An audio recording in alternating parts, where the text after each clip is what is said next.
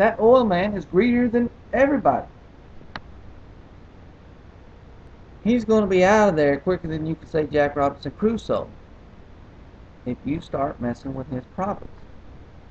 Oh, but he made $12 billion last quarter. Oh, $12 billion. Oh. It's a record for any U.S. company on profits. How can he keep on charging these high gas prices? He's so greedy. He's greedy, greedy, greedy. Oh, something's got to be done. Okay, I agree with you 100%. I'm not going to come at this argument from a point of disagreement with you. I'm going to come at this argument from a point of agreement with you. I agree. $12 billion. He must be the greediest man on the face of the earth. This old man. He's got to be.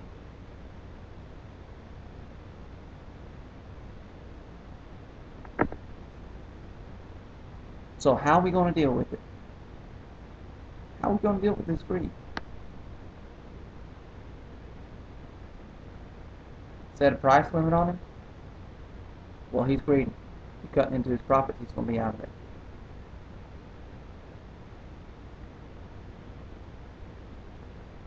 See, there's no end to the oil man's greed. We all agree on that.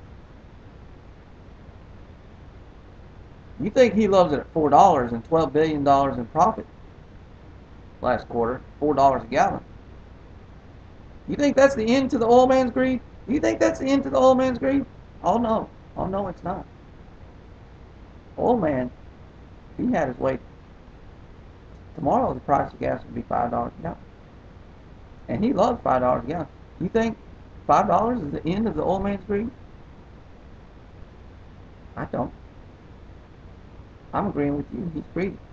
He wants it at $7. And if he can snap his fingers and make it $7 and make his profits proportionally higher in the $7 range, oh, he'd do it in a heartbeat. He don't care about me and you. He cares about himself. You think $7 is the end of it? Oh no. This heartless soul would take it to $10 if he could.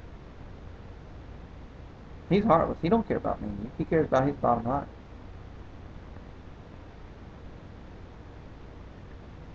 Think $10 is the end of it? If somehow market conditions went to the point where he could realize 10, he went to 12, he went to 15, you think it'd even stop there? I don't see one oil man that if he could get it, if he could absolutely get it, he would stop at $15. I don't see it. We know how greedy these guys are. I mean, they're the scum of the earth. They don't care about anybody. They want everybody starving in the streets.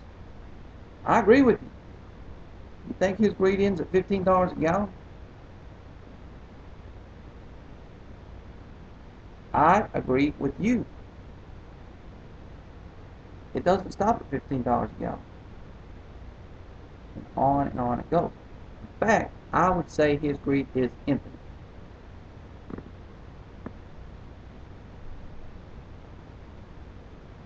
So he's charging us $4 a gallon because he's greedy.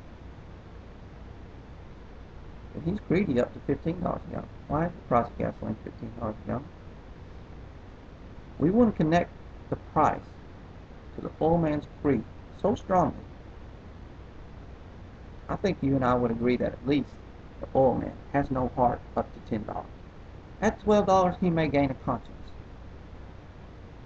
I don't think he has a conscience at $10. So why isn't the price of gasoline $10 a gallon right now, today?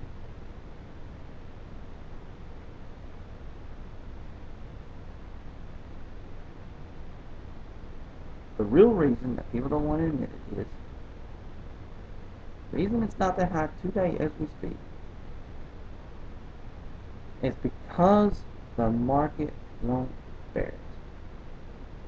It's not because Nancy Pelosi launched a new investigation. It's not because of Chuck Schumer. It's not because of any of these other groveling idiots.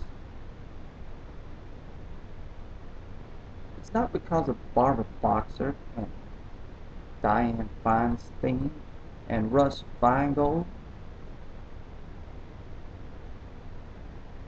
and John Murtha and all the other economic idiots in our houses of representation? No. It's because people will change consumption habits at a certain price. Because people won't continue to keep on doing what they're doing at $10 a gallon. And he'll drown in his own gasoline if he insists on taking $10 a gallon for it.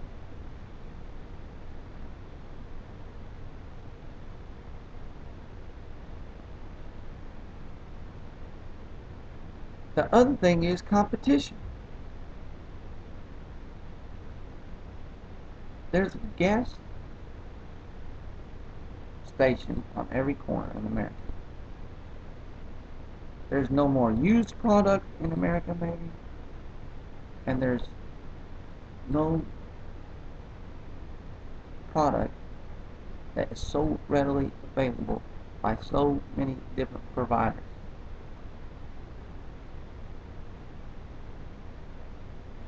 And people are greedy. I agree with you.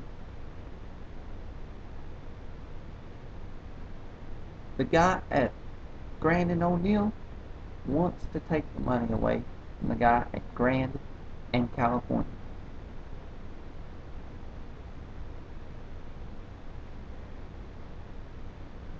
The guy across from Citibank wants to take money from both of them.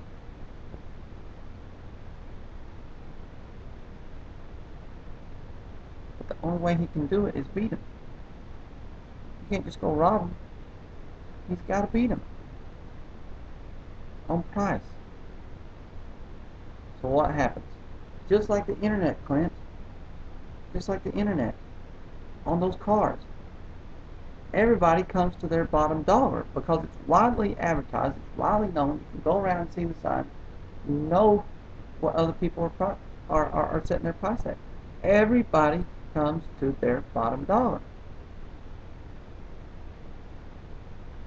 So now in cars, the bottom dollar may be a little bit different because, you know, the cars are a little bit different.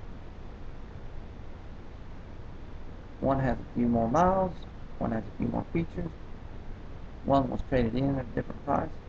Bottom line may be a little different. But to tell the truth, in my searches, they're largely the same within $1,000 or so, but that's another conversation. But gasoline is more or less gasoline is gasoline is gasoline. And I can tell you right now, even though Chevron wants to brag and say that theirs is that much better, they don't really value it that much higher to beat people on price, to justify higher prices. But they come down right to the same level everybody else does. And so what happens when there's a lot of competition, just like you and I agree there was on the internet cars? What happens? Price comes to the bottom dollar. So, yeah, the oil man is the worst man on the face of the earth. Why isn't the price of gas infinite? His greed is infinite.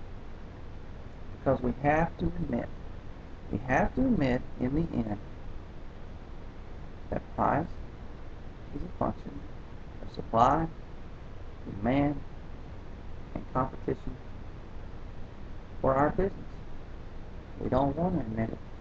We want to say, poor little old me, gas man's taking advantage of me. He just sets that price anywhere he wants. He decides what his profits are going to be this year, and he just puts the price on there. But I think if you'll go through it logically, you'll realize that's a little bit ridiculous.